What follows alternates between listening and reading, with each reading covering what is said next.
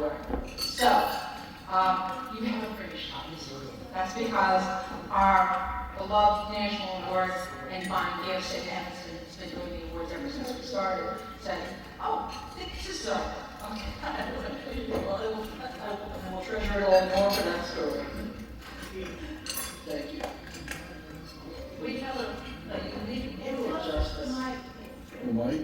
As you were just, we have a unique view of justice. And I think there are a lot of people out there who are looking for social justice, economic justice, climate justice. And just us, yes. And we have a very, I was going to say peculiar, but I was going to say particular view of what that justice consists of. And it's just such a treat to be with this many people who share that understanding of justice and are willing to work for it and work hard for it.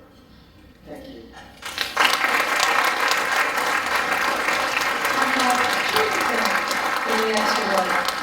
Rooney and Luke, can you come on up? All right, where's Luke? And Ted? So, this is the advocate award. Or excuse me, this is the educator award.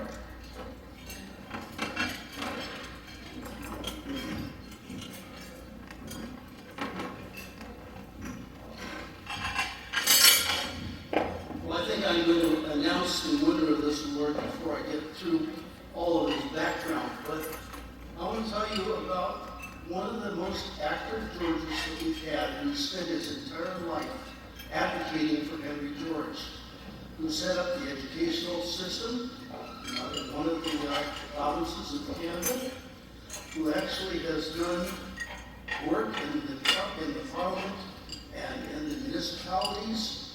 And tonight he told me a story that was going to kind of repeat it to you. I said, how did you find out about Henry George? Well, he said, you know, I was in the business of selling hearing aids in the Edmonton area. And I had this fellow come in who wanted a better hearing aid than what he had. And he was a man who had been a professor at the University of California system in California, and he was losing his hearing. So he decided to move to the Peace River area of Alberta. And he came down to Edmonton on his way to a conference in Toronto. And this fellow gave him a hearing aid to try to see if it would work better. And he went on to his conference, and when he came back, he said, no, it didn't really help me, but he said, I have a book for you I'd like you to read. It's Progress and Poverty by Henry George. So finally, this guy came back a couple of times, never mind the hearing aid. But finally, he called one of his professors at the university there in Alberta, and he said, well, I want to know what's wrong with this theory of Henry George. There's got to be something wrong with it, because a little bit I've read, I can't see anything wrong with it. Well, that went on several times. He never did sell the guy a hearing aid at all. So that was a loss. But I have to say that this man had 4 daughters. One of them is at the conference today. He has 2 grandsons that are at the conference today. And he's been the one who has kind of really been the spark in Alberta, Canada, for the Georges movement. And it's a real honor to award this award to his gleaner.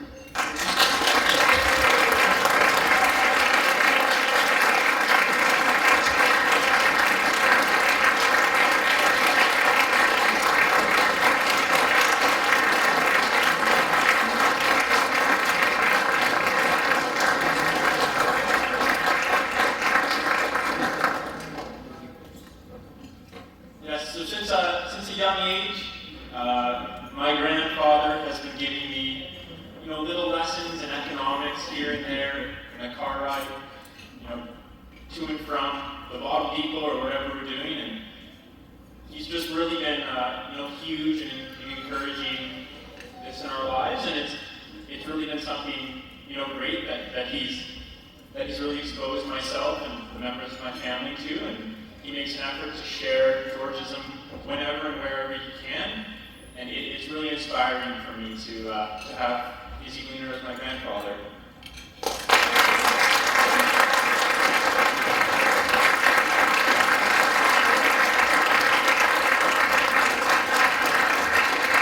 Thank you very much. The person that came and introduced me was somebody named Urquhart Adams. I don't know if any of you would remember him. He's no longer with us.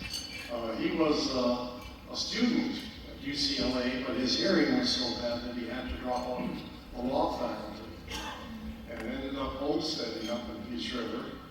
And from that homestead, opened a cafe in Peace River, and he used to get boxing lessons because he had been a boxer when he was younger. And the price for his lessons was you took a lesson about Henry George.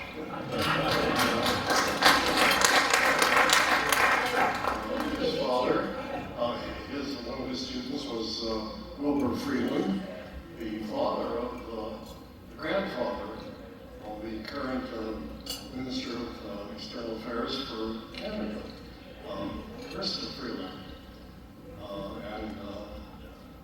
Anyway, that's how we got there. I never did sell it here in Maine, unfortunately. But I learned something from him.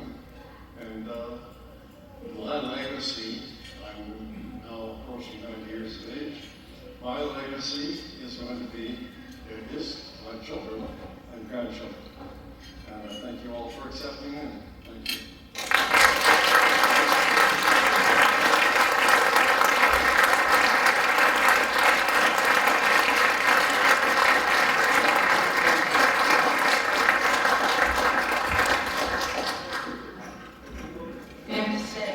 Grandchildren all nominated. It was really cool. So, Eric, I just thought it's neat that Nate had everything in. Well, the kids put enough votes in that, yeah, they stacked it up. So, without this, I'm next going to bring up Dan Sullivan, and he will talk about our keynote.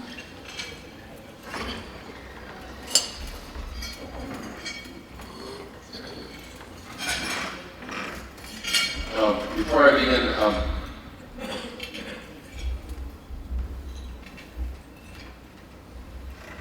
Alan Ridley's been pestering me to sing a song. And a song parody for people who don't know. And I was looking for one that I hadn't sung much, and I was also noticing that Dave Wetzel was unhappy that I pick on socialists. So I thought I'd let him know that I'm an equal opportunity harpy. And so this is a song, and we also have some Democrats who worked with Bill Coyne. This is a song that was inspired. We have a Republican state legislator who was kind of the head of the party for a while, named Michael Turzai. And Michael Turzai, when Romney was running against Obama, Michael Turzai said to his fellow Republicans and to the world, because he was on camera, he was announcing all their accomplishments, and he said, we got this and this done, and this and this done. He said, voter ID law, which will give the election, will give Pennsylvania to Mitt Romney, done. And this, of course, made the news, and it was kind of embarrassing for him. But I wrote this song, and I want to sing it now because I don't want, once we get into talking about Bill Coyne, I don't want to be silly anymore. It was, poor people got no reason, poor people got no reason, poor people got no reason to vote. They got little cash, I like a great big stash. We only need them round here to carry out the trash. We've got no business sense, they barely pay their rents.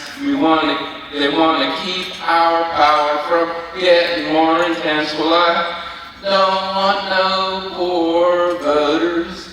Don't want no poor voters. Don't want no poor voters around here. And then there's a little interlude and then, poor people have rights the same as you and I. And we have to change that. If they keep on voting, our party's gonna die. Poor people got no money. Poor people got no money. Poor people got no money to steal.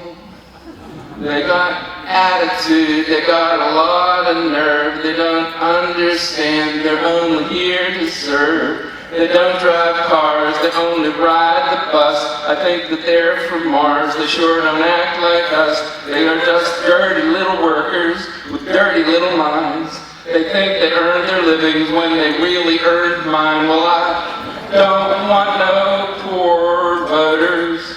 Don't need no poor voters. Can't win with poor voters round here.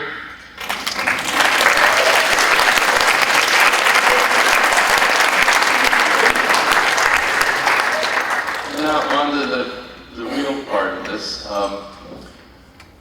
The first person I ever met in the Georgist movement was Bill Coyne. And the reason was I heard about Henry George from somebody who told me I was a Georgist. But I was consulted. I just said, no, this just makes sense. It actually makes sense. No, you're a Georgist, go read these books. And I went to the library and read the books. And then my ex-wife called me and said, have you seen today's newspaper? The Democrats just, in Pittsburgh, if you won the Democratic primary, you won, because we haven't elected a non-Democrat since 1933. And that Democrat was an incumbent. So we hadn't elected a new Democrat since before that. But the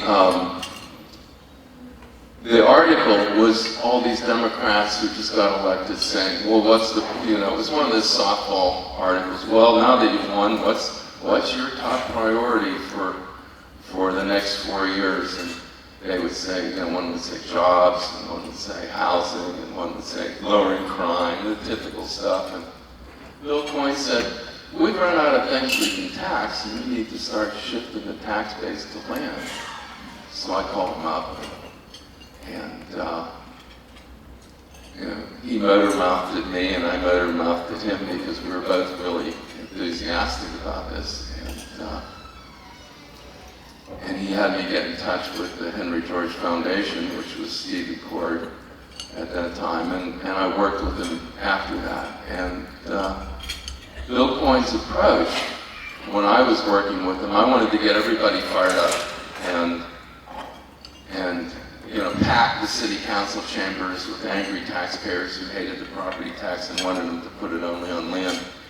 And he said, don't do that. And I said, why not? He said, because I've already convinced 6 of the 9 council members, that's a veto-proof majority, convinced 6 council members that they want to do this because it's a good idea and not because they do not want to be backed into a corner and forced to do it. They want to do it because they know it's right. And I said, okay, well, what do I do with all these flyers I printed up? He said, throw them away. And I said, well, what should I do? He said, do research. Give us data. Give us proof, as much proof as possible that it's a good idea. And he took that data to the newspapers, so we got coverage out of it. But I also accompanied him to community groups. And he said, this is what we're interested in, we're thinking of doing it. We haven't decided to do it, but we want to get your feedback. And he listened to everybody.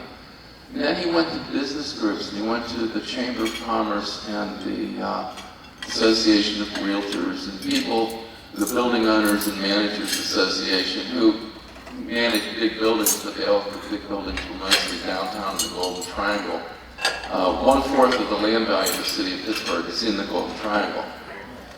So that tells you how much it's a location thing. And I said to him, they're not going to like this. And he said, they don't have to like it. They have to know that it's not personal. They have to know that I'm not doing this out of animosity toward them, that we're doing this for the good of the city. And once they know that, they're still not going to like it, but they will accept it, and that's good enough. And I've noticed that he ran everything that way. Somebody said if God ran against Bill Coyne, God would give him a real close race. Another person said to me, Bill Coyne's the kind of guy, if you were complaining about Muammar Gaddafi, he would say, you know, Muammar's mother has cancer. So, I mean, that was his style, and nobody ever got more votes than him, even in other races. So he'd be in a race, and somebody who was running unopposed would get fewer votes than he got. So it was really amazing, and I think he had that strength. He went to every funeral. People would say, you know, what's Bill Coyne do for fun? Apparently he goes to funerals and listens to people, and if he knew the deceased well, he might have something to say about them. He didn't say much. Bill Coyne was just a very quiet politician and I never thought of him as a radical until I went to this thing it was an Irish home rule for Ireland kind of Irish independence event with, I think, Jerry Adams, who back then was still an outlaw with the British. And I was surprised to see Bill Coyne there, but apparently Bill Coyne was very passionately pro-Irish independence, and he would often spend summers in Ireland. And same with the Rooney family, the Steelers family. There was a lot of Irish Americans who were very passionate about Irish independence, but didn't wear it on their sleeve. I think Bill Coyne didn't wear anything on his sleeve. And just when the time came to do the right thing, he did the right thing. And I've tried to model myself after him, but I just don't have the temperament for it. So, there's a stereotype of Irish being short-tempered and angry, and we have even the Fighting Irish at Notre Dame. It's like people talk about, what are you calling them, the Washington Redskins? Well, 9 out of 10 Indians don't care. And I think 99 out of 100 Irishmen don't care that Notre Dame called them the Fighting Irish. We're just glad to get a mention. But Walt Rybeck worked closely with Bill Coyne through his time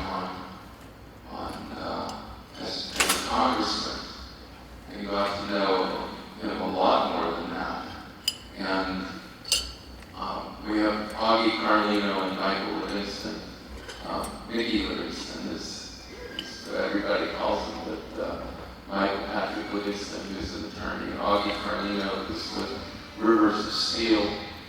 It's a heritage organization in Homestead, and they worked with Bill Coyne too. And I think all three of them know Bill Coyne better than I do. And Walt is the only one who knows Bill Coyne better than I do and knows land value tax better than I do. So I'd like to pass this to Walt Rybeck.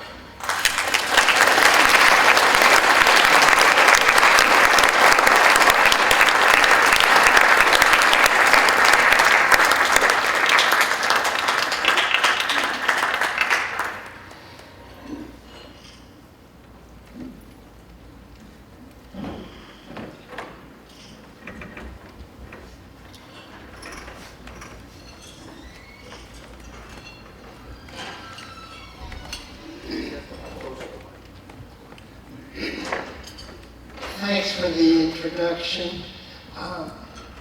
It was a better introduction than I got when I went to Alabama to discuss an issue that Congress was debating. And the chairperson said, give Rybeck a nice hand. He's going to, because you're going to get the latest dope from Washington.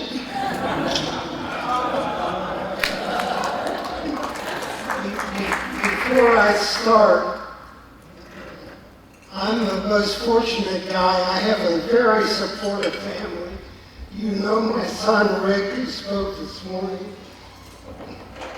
I have over at this table my nephew Ted, who's a computer guy and puts all the dots together. His wife Ellen Brodsky, who's a great producer of documentaries. Abe Rybeck, another nephew. He's a theater cat. He started a pioneer gay theater in Boston 30 years ago. My niece, Blanche Rybeck, is a nurse. She fights the cancer wars, and she fought the Ebola wars in Africa. We're so proud of her. And sitting next to her is Jim Schneider, who's doing a film, part of which has to do with saving the land. Thank you, Bill.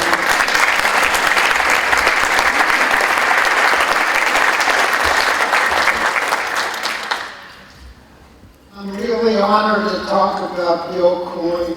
He was a genuine hero of the Georgist movement. I worked with and admired him. He promoted an almost secret key for saving American cities.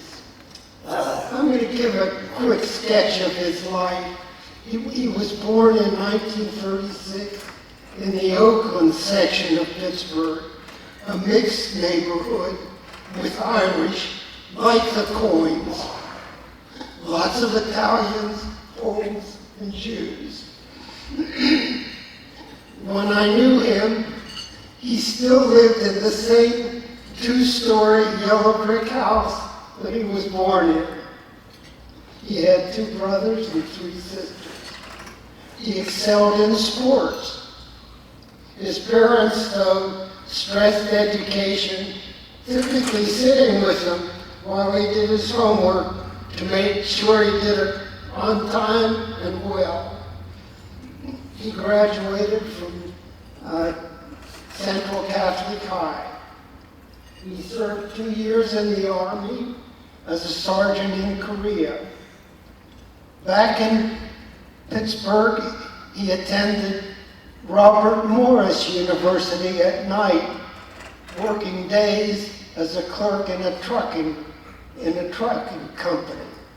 He graduated in accounting, and that trucking company made him top accountant. He might have had a business career, a successful one, but politics intervened. He was fired up by Robert Kennedy and handed out literature for him. After Kennedy's assassination, Coyne's older cousin, Pete Flaherty, ran for mayor. Bill campaigned hard for him, and Flaherty won. Recognizing Bill's skills with people, Flaherty urged him to run for state senator, which he did, and he was elected in 1971. No sooner was he in office than they messed up with his district and removed it from his home territory. So he served only 1 2-year term.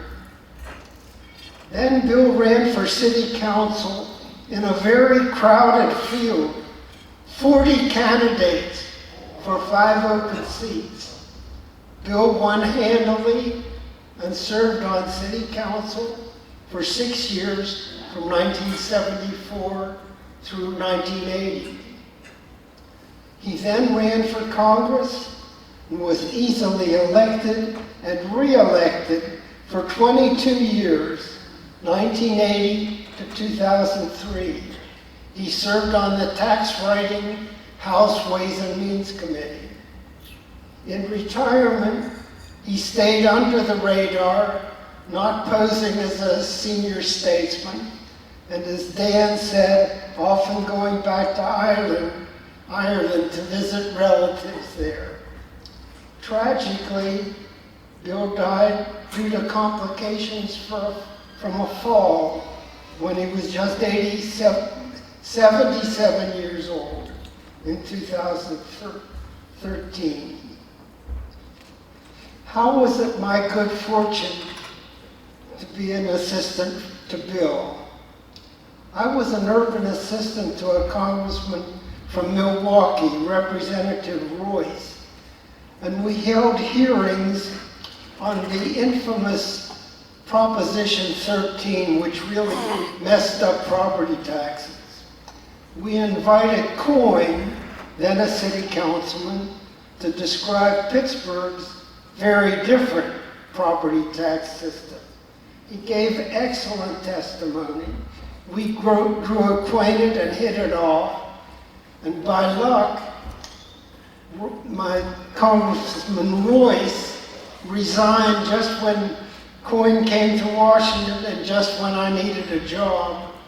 And Coyne said he'd welcome somebody who shared his philosophy. Since Bill was a capital newcomer, I tried to brief him on a couple of things.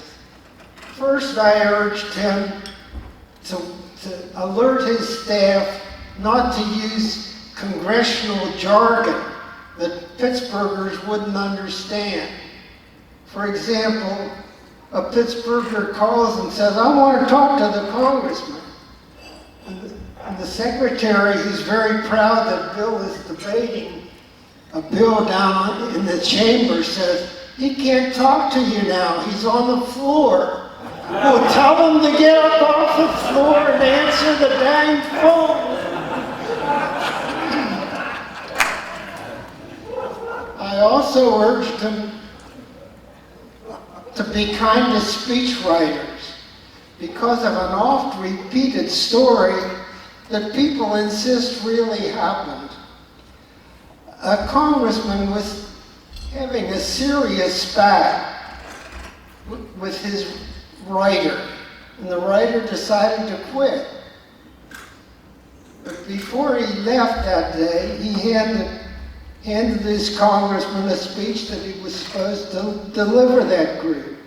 So the boss gets up and starts to read page 1. "I'm going to share good news. My plans for reviving small business and ending unemployment in our district." He turns to page 2, completely blank except for this little note. "Okay, hotshot legislator, you're on your own now."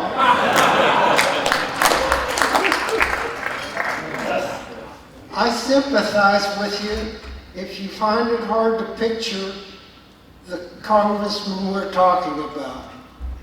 He hated the spotlight like the plague. He authored bills but didn't put his name on them. To my knowledge, tell me if this is right, he didn't put his name on any federal buildings in Pittsburgh, did he? It's hard to imagine a politician in a high office who remained so humble. He was an intense listener. People saw him as quiet, almost shy, but behind this demeanor, he really cared passionately about issues and worked tirelessly for Pittsburgh. And he had an invaluable political asset. His mind was like a card file. He not only knew your name, he knew your kids' names, and he recalled the issues that you were interested in. I think this, I wasn't here in Pittsburgh, but I have a feeling that he felt more like extended family than a local politician. Is that right?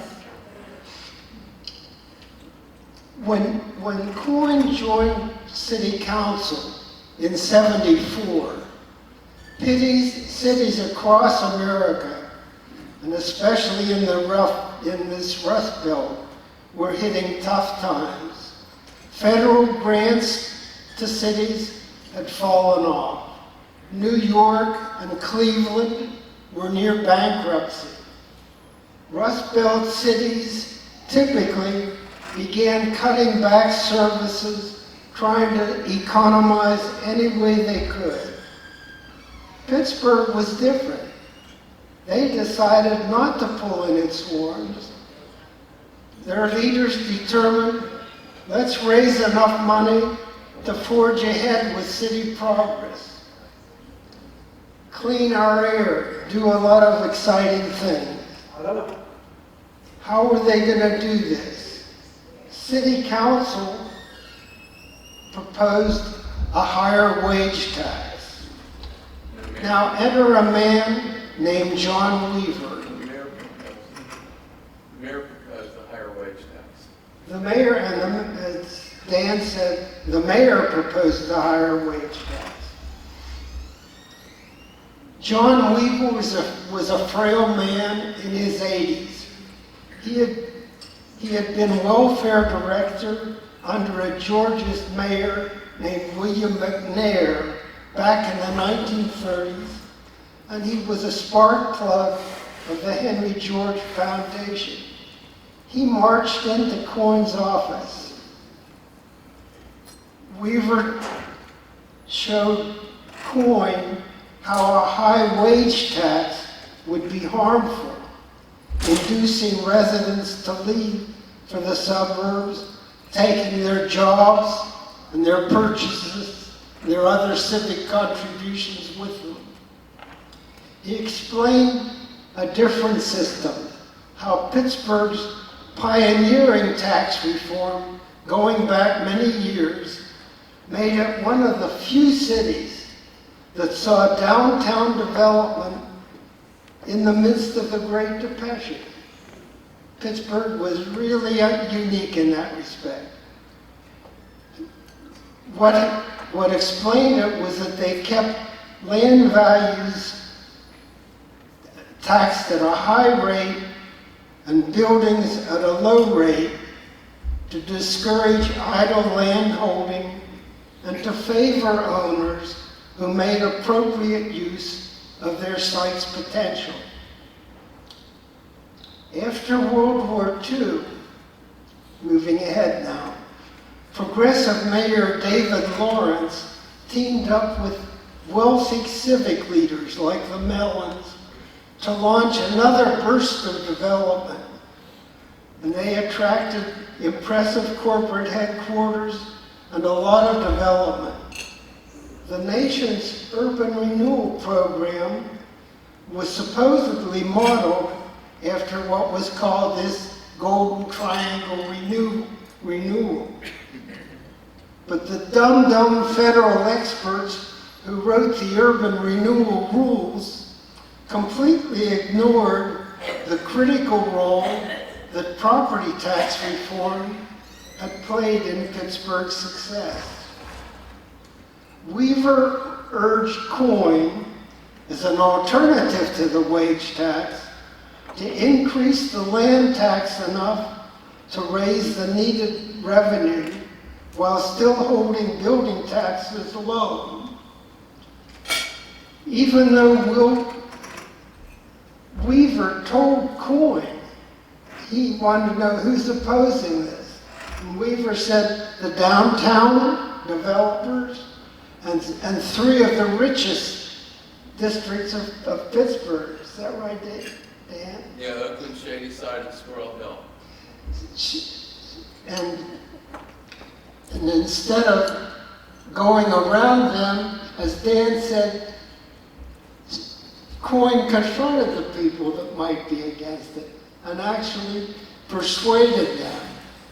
and he found no flaws in Weaver's ideas. And with Dan Sullivan's help and Steve Cord's help, he figured out that by raising the land tax 4 times higher than the building tax, they could raise that funding goal.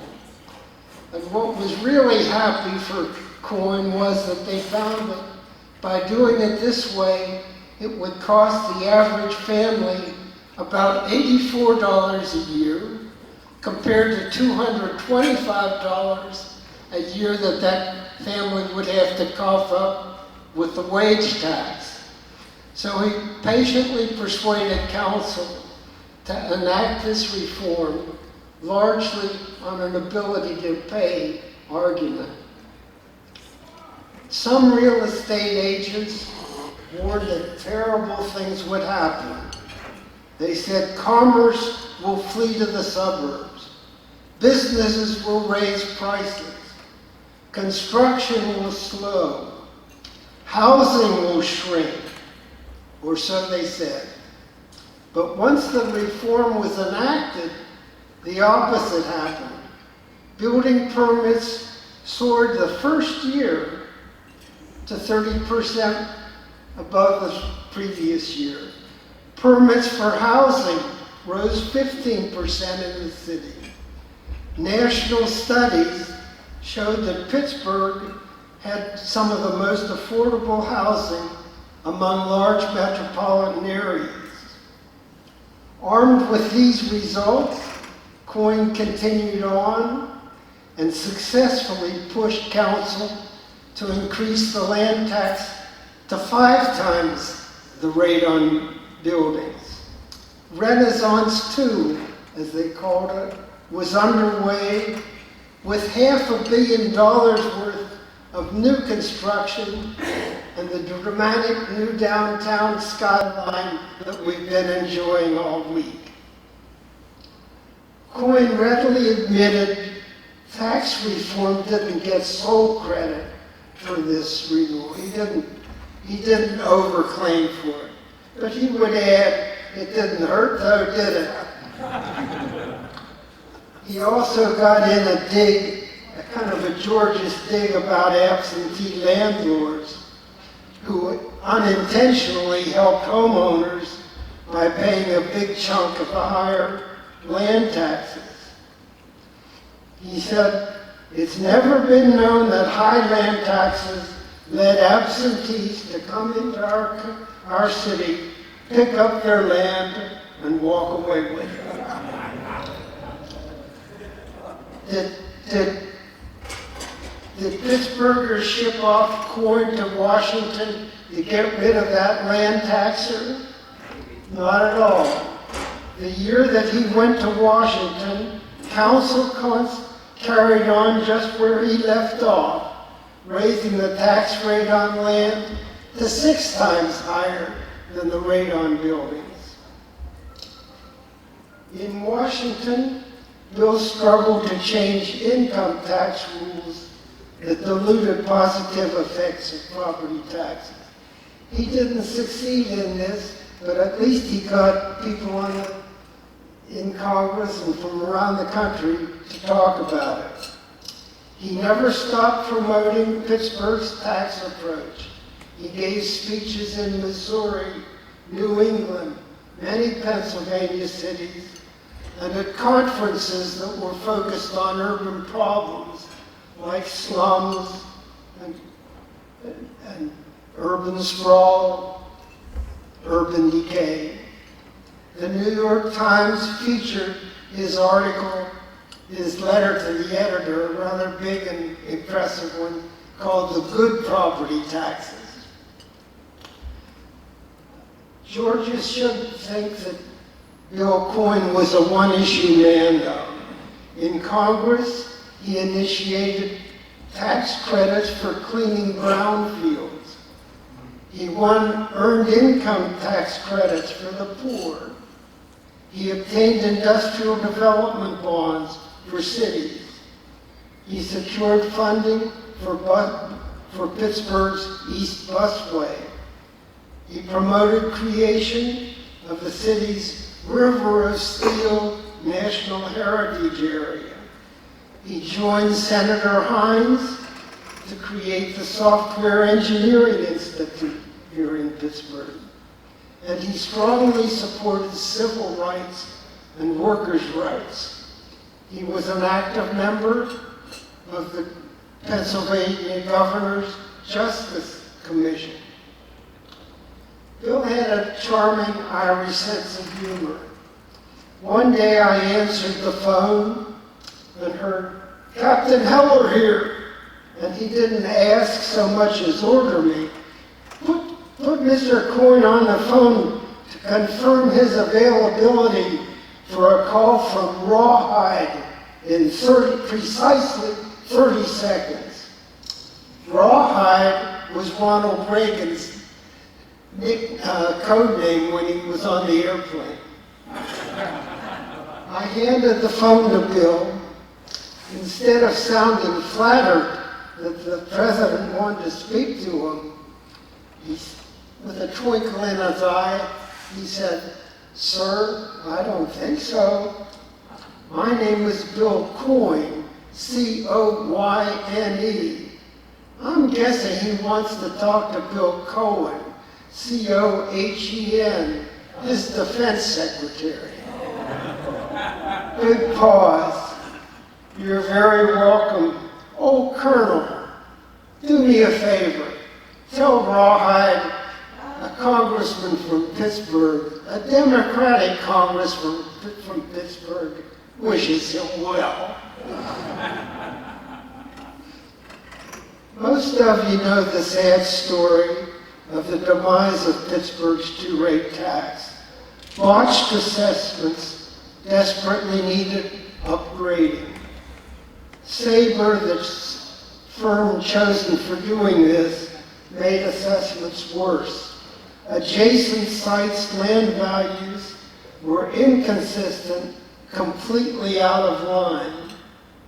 Council, having spent a fortune for this exercise and anticipating property owner revolt, threw up its hands, abandoning in 2001 a system that had served Pittsburgh long and well.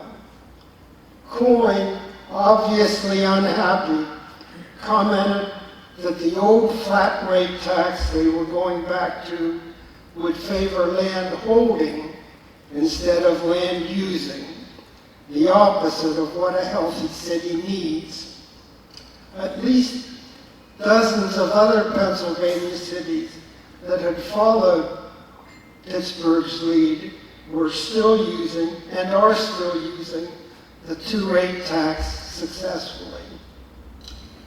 Let me conclude with some lessons from the Coyne story. Without John Weaver, Coyne may not have become a tax reformer. Be inspired by Weaver and those in our ranks who educate our officials to a better urban strategy. People like Dan Sullivan, Joe Casey, Steve Cord, Ted Gortney, John Kelly, Alana Hartsock, many of you here and many of you know the other heroes. So lesson 1, let their examples remind us of opportunities to be of influence.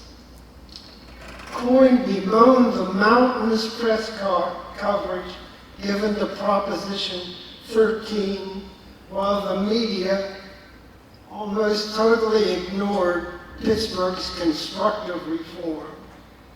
Editors, columnists, broadcast commentators, and action groups seeking solutions to poverty, lack of affordable housing, and urban sprawl need our message. Lesson 2, we need more outreach to these opinion makers. Don't condemn all politics or all politicians, which is easy to do these days. There can be and are true public servants, politicians with integrity, like Coyne. Lesson 3, seek them out, support them, maybe be one. Coyne recognized labor and that labor and business thrive together or fail together. He blamed the persistence of social problems on landlord speculators who suppressed wages and profits by extorting enormous tolls from workers and from firms producing goods and services. Lesson 4, be pro-labor like Coyne. That does not require being anti-business.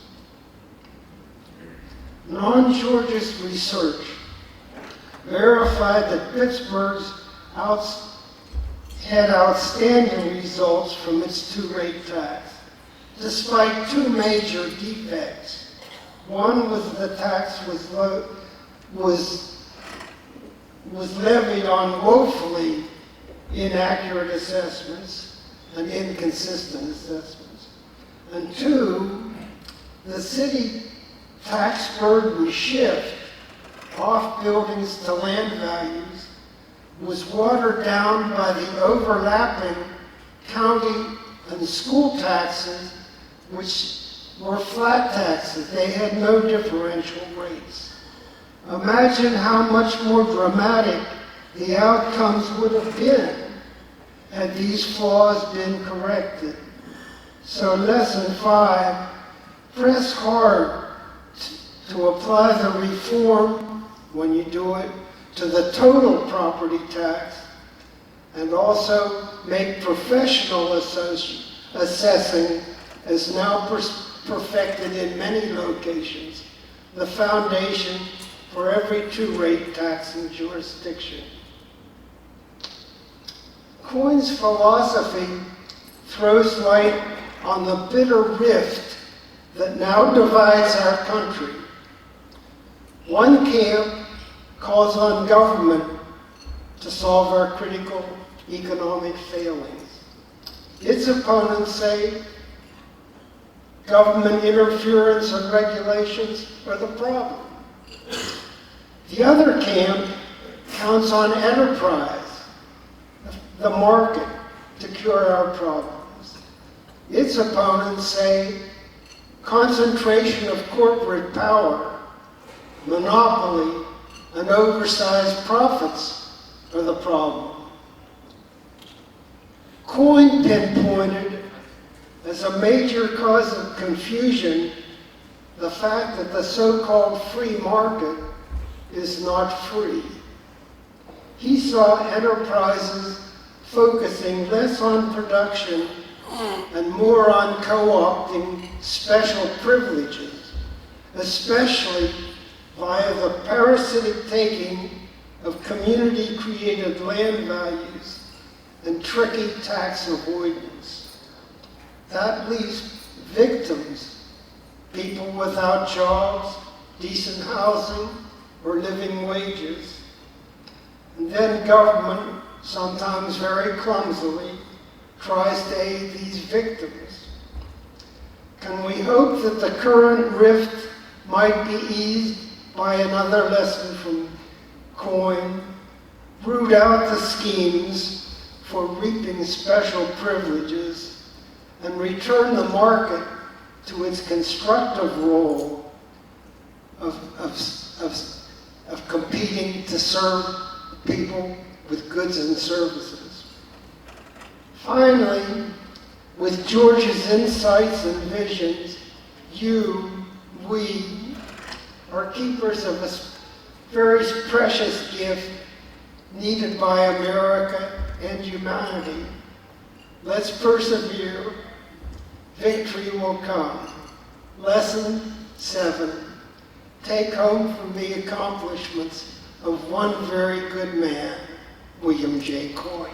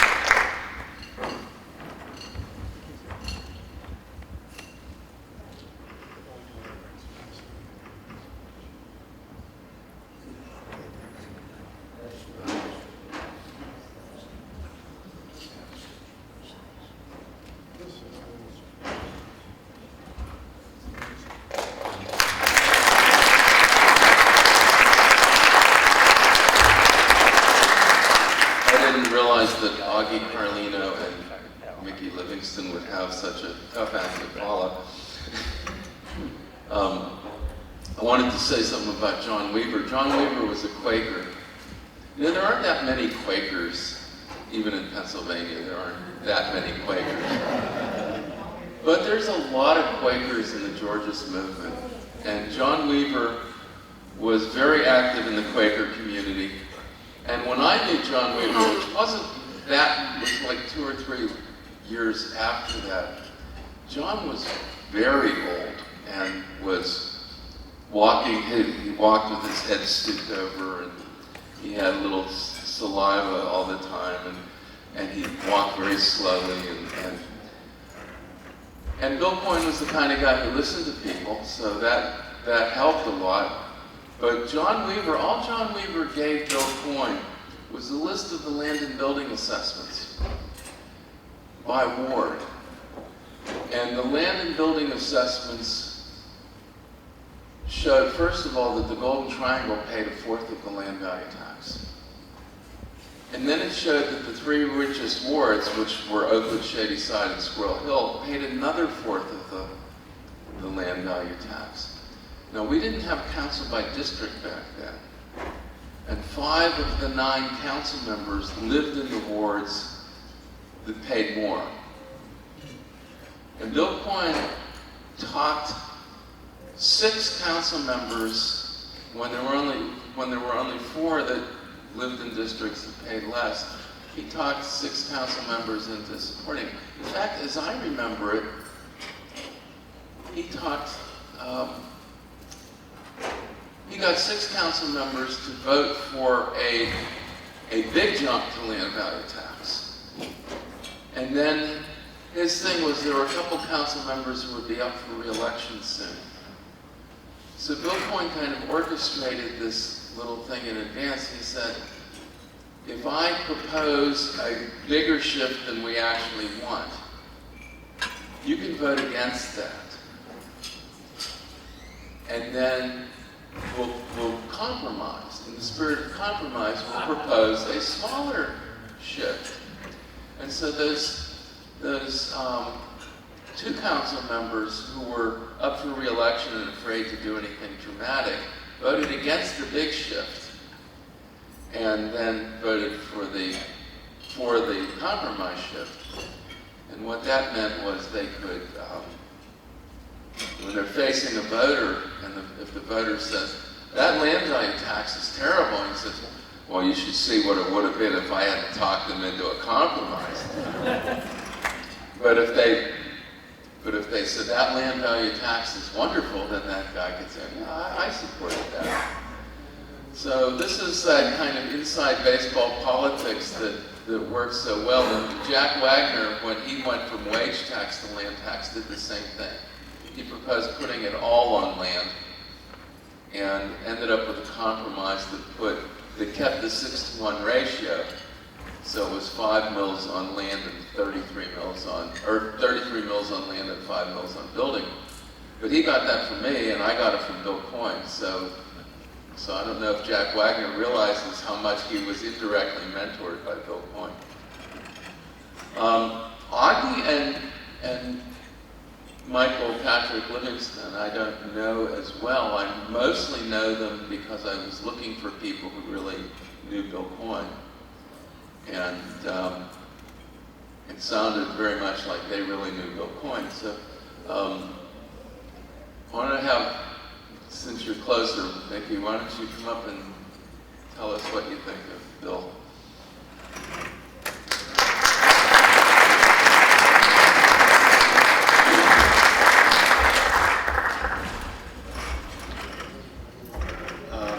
Ladies and gentlemen, I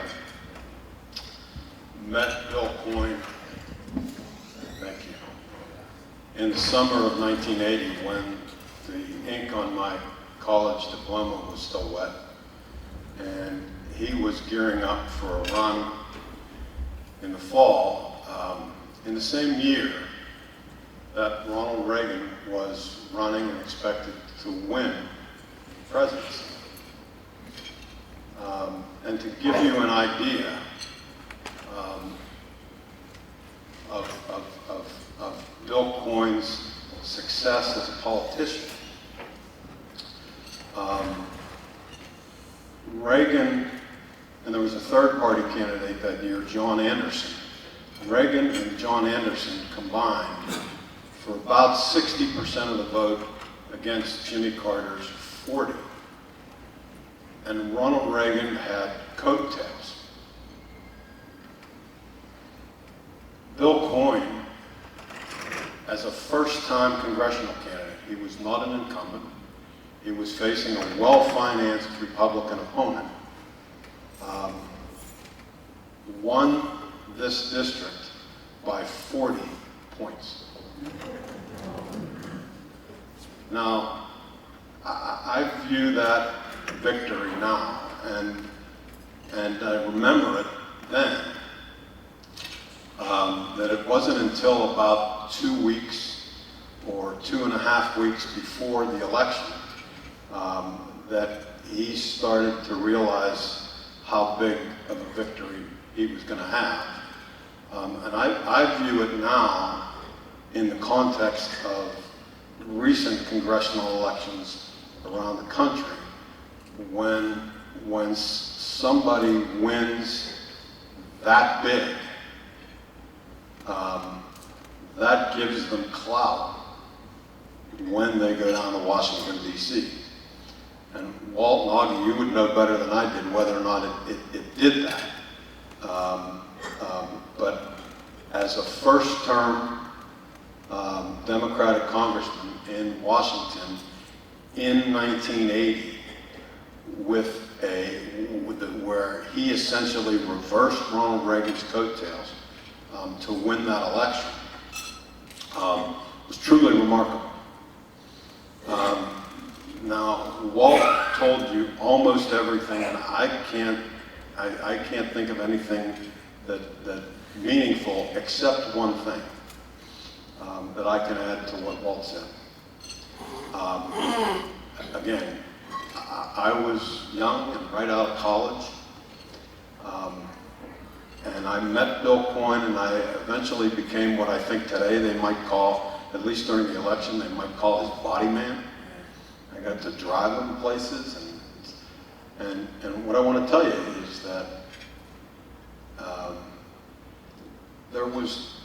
he could not walk half a block in this city. And what Walt said about the controversial nature of the issues that he took on makes this even more amazing.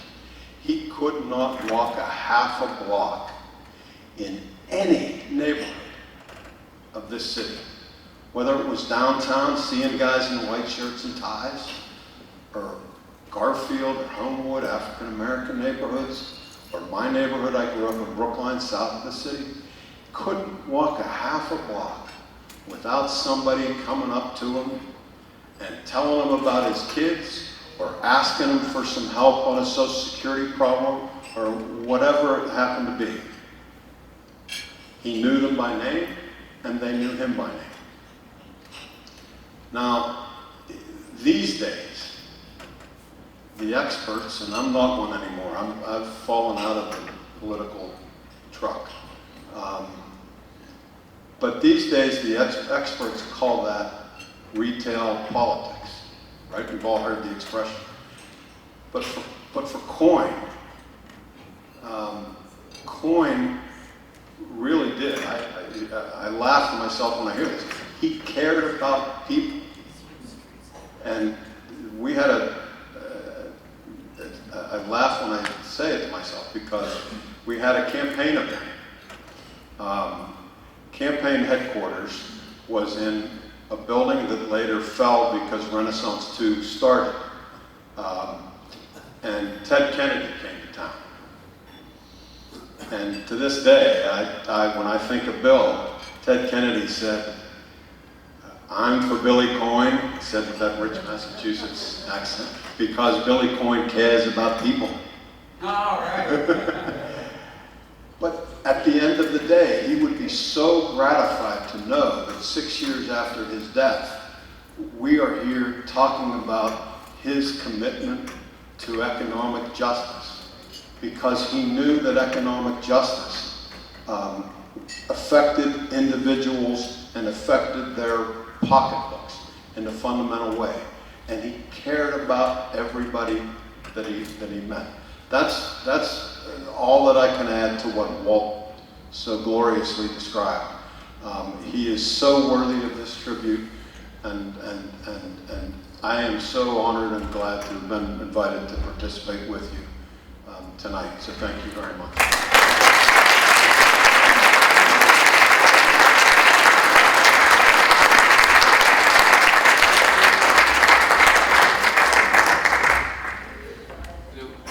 One of the things that Bill Coyne did that was very unpopular was he voted against the mortgage deduction. And he had an opponent in the Democratic primary who was a city councilman who attacked him for opposing the mortgage deduction. And Bill Coyne didn't even defend himself. He just ignored it because he was going to crush the guy anyhow. So why have an argument you don't have to have? But what he told me was the mortgage deduction would just get capitalized in higher real estate prices, and it wouldn't help home buyers at all. So he understood this stuff, and he very quietly did the right. There weren't many opportunities in Congress to advance Georgism, so he did those little things that showed that he understood it. I had a lot of lefty friends who were, the political outsider people who agitate from the outside but don't really play the inside game. And they thought that Bill Coyne was a do-nothing councilman, and they were surprised. They said, he's okay as a congressman, but he was kind of a do-nothing councilman. But in Augie Carlino's district, people like Aggie Bros, and there were people, Augie's from Bloomfield, and his father was the chair of the Bloomfield of the 8th Ward Democratic Committee. And the people in that neighborhood, and in lots of neighborhoods in Oakland, and I only know that part of town because I lived in that general area. But the people who worked on issues from the inside thought that Bill Coyne walked on water. The general public, didn't really know that much about him. Most people, I think, supported Bill Coyne because everybody they knew who understood what was going on told them that Bill Coyne was a great person. Most ordinary citizens didn't know firsthand why Bill Coyne was such a good guy. They had no reason to oppose him particularly, but it was the people who worked closely. And those are the people who gave Bill Coyne credit because whenever Bill Coyne did something with them, he gave them credit. So Bill Coyne would work on an issue that Aggie Bros cared about. And when the time came to talk about it, it was like Aggie Bros is the champion of this issue. Or he let his fellow council members take the limelight for being the champion of that issue. And what it taught me is you don't need to have the public appreciate you so much as you need to have the people who the public appreciate you. And so that was what I learned about that. But Augie worked with him closely for a good while, and hear what Augie has to say.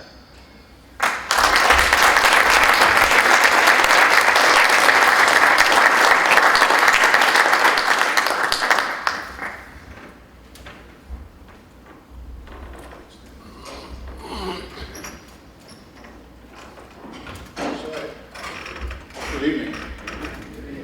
So I had on my phone things to talk about, and as Walt spoke, I was deleting them.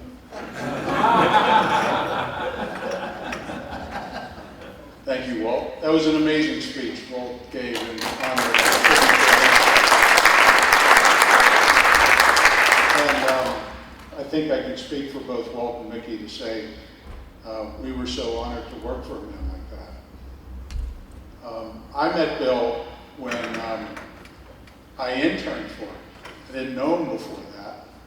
I had an uncle who lived and worked in DC, pretty high up in the federal government, and I was going to college to be an engineer, and he was an engineer, and he was pretty proud that I was going to follow in his footsteps until one day we were visiting with him in DC at Easter, and I said, you know what, Unc, I'm dropping out of engineering and going into political science, and I know I broke his heart. And he said, what are you going to do in political science? And I was like, I don't know, but my whole family is, Dan said, my dad was in politics at the ward level, my grandmother on my mom's side was, so, I put up, there's probably a whole bunch of political signs around the city still sticking up on poles that I put up back in the 70s, right? And it was my uncle that said, well, they have these internships down here in Washington, you should ask your dad. And it was right when Mickey describes the time Bill was running for Congress, and I had no idea who it was. But I was fortunate to get picked by Bill to go to intern. And I did that for the first year while Bill was in office. And then Bill asked me to come back the second year to intern. And I did it in Pittsburgh and had the fortune. So the first year I worked with Walt. Second year I worked with Mickey. And then I went down to DC at the end of that summer to work a little bit in the summer as they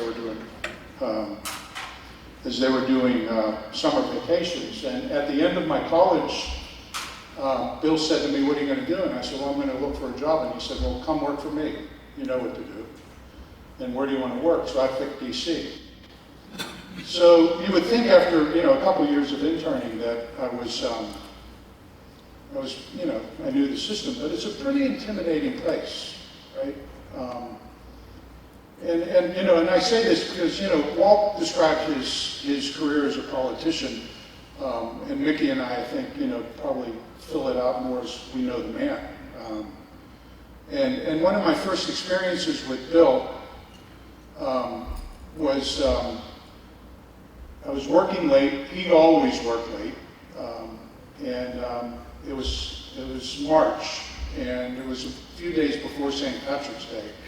There was another congressman from Western Pennsylvania, Austin Murphy, that threw, to this day, people talk about it, the best St. Patrick's Day party on the Hill that was known. And Bill said, come on, let's go. We're going to it. Stop working. So, all right, so, we get there and you're filling out these name tags. And Bill was talking to Austin Murphy in the reception line, and I put the name tag on, and Congressman Murphy's there, and he stops me. And he turns to Bill and he says, what's this? And Bill says, they used to call him Murph. And he said, Murph, I want you to meet, new legislative assistant.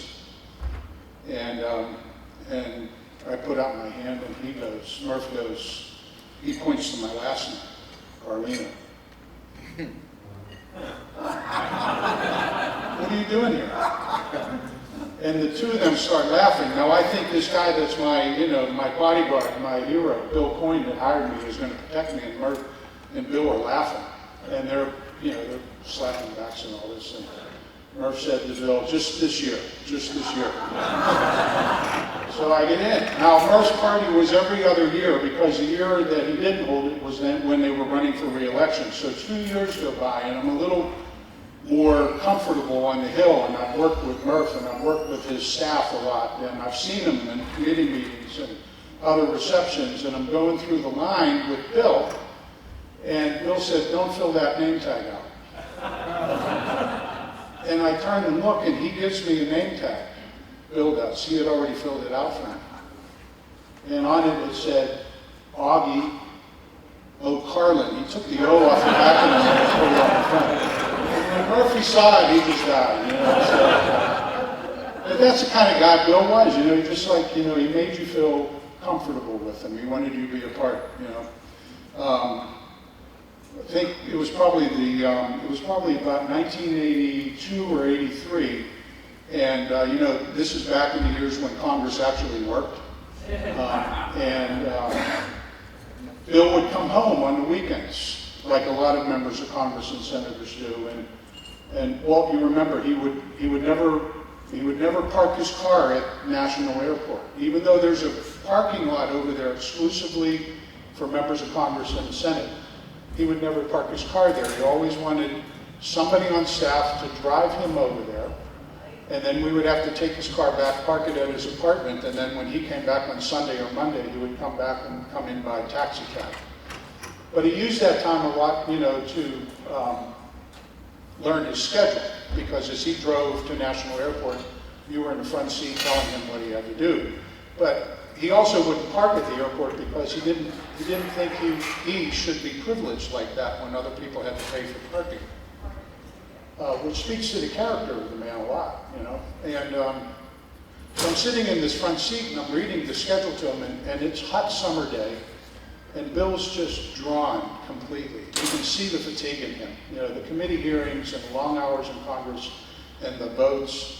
And I'm reading the schedule, and literally when he touches down in Pittsburgh, Friday, late afternoon, early evening, the receptions start, the funerals start, right?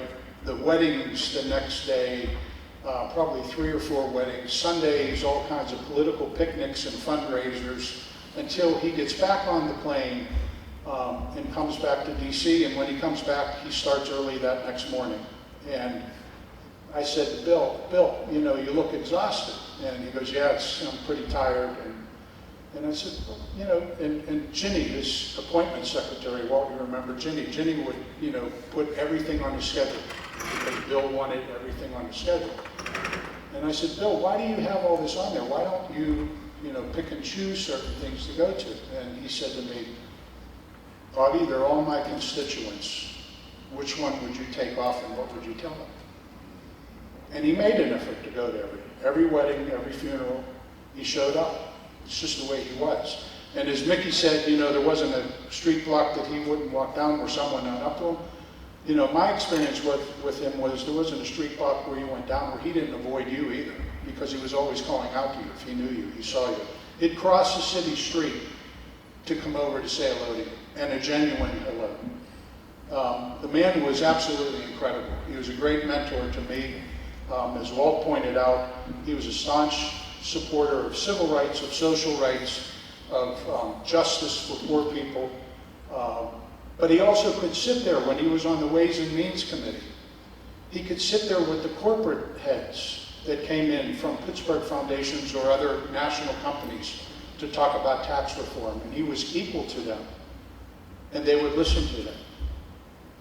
And I remember when he got on, and I'll close with this, and I remember when he got on Ways and Means Committee, the article in the Washington Post was actually an article expressing complete surprise and disbelief that a congressman that junior in seniority could pull off getting on such a powerful committee in Congress.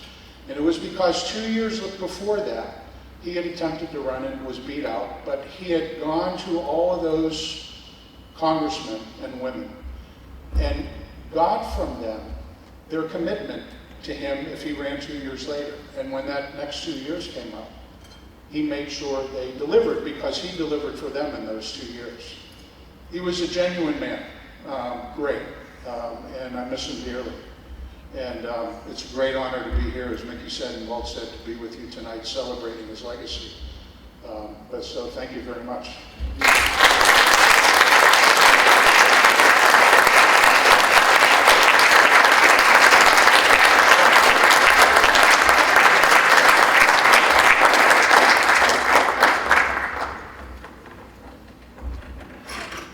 I'm really glad that we were able to do this, because I feel honored to have had Bill Coyne as well. But I think the thing that might be of value to you is that when you're looking for people to champion your cause, that the quiet ones are probably the most solid. That the quiet ones, the ones who are trying to do, you know, the ones who are right on and are always in the newspaper, they depend on the newspaper. And the newspaper might go against you on this. Bill Coyne didn't care much about what the newspaper said. Bill Coyne wanted publicity for the issue. He never wanted to be the story. And so he was very, very committed to getting stories about land value tax And quite often the story that appeared in the Post-Gazette or on television would talk about the idea, wouldn't mention Bill Coyne, even though it was his office that contacted the journalist who did the story. And that's something, you know, it's unusual to find someone who has that level of commitment, who doesn't make himself the center of attention. And that's another thing that I've been unable to emulate. But I'm very grateful for having, and I think my politics, when I talk to other people and try to learn how to reach other people, I always look back to Bill Coyne and figure out, you know, how did he reach people, and try to do it the same way.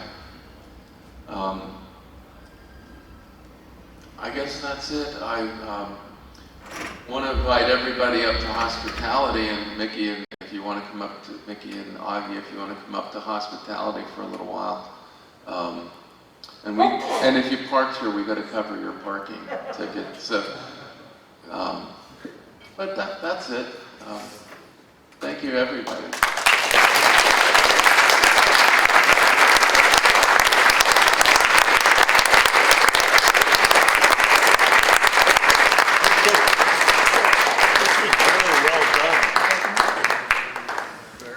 Congratulations.